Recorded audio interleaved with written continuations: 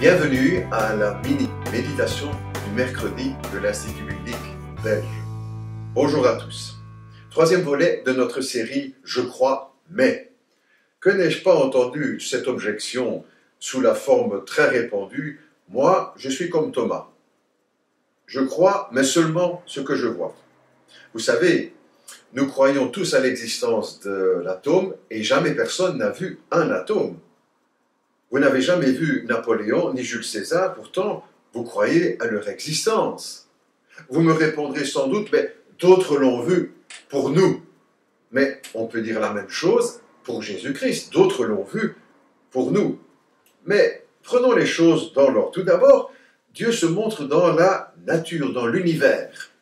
La Bible dit que les perfections invisibles de Dieu, sa puissance éternelle et sa divinité se voient fort bien depuis la création du monde. Ainsi, la Bible dit que Dieu se manifeste, se voit dans la nature. Voltaire, le grand incrédule, devait confesser « L'univers m'embarrasse, car je ne puis songer que cette horloge existe et n'est pas d'horloger. » En fait, sa raison l'obligeait à voir le grand horloger dans la nature, dans l'univers.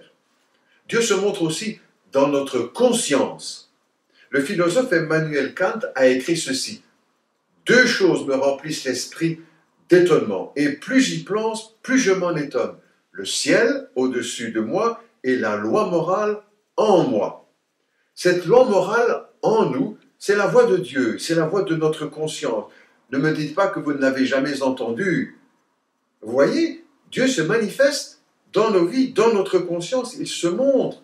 Mais Dieu devient gênant quand nous choisissons de suivre notre propre voie. Mais encore, d'une façon plus éclatante, Dieu se montre en Jésus, en Jésus-Christ. La Bible nous rapporte qu'un jour, les disciples ont demandé à Jésus « Montre-nous Dieu, montre-nous le Père, et cela nous suffit. » Comme vous, peut-être, ils voulaient voir Dieu. Jésus a répondu « Celui qui m'a vu a vu le Père, il a vu Dieu. » Tous ceux qui voyaient Jésus voyaient Dieu, il est Emmanuel, Dieu avec nous. Moi, je suis comme Thomas. C'est peut-être ce que vous vous dites, mais, chers amis, Thomas s'est trompé. Il aurait dû croire sans voir. Si vous êtes comme Thomas, alors comme Thomas, vous vous trompez. Il a reconnu, lui, son erreur quand il a vu les mains transpercées du Seigneur Jésus, quand il a vu ses pieds, son côté percé par la lance. Et alors, Thomas a reconnu et a pu dire devant le Seigneur Jésus, « Mon Seigneur et mon Dieu ». Thomas s'est trompé, il l'a reconnu et il a changé d'opinion. Et vous-même,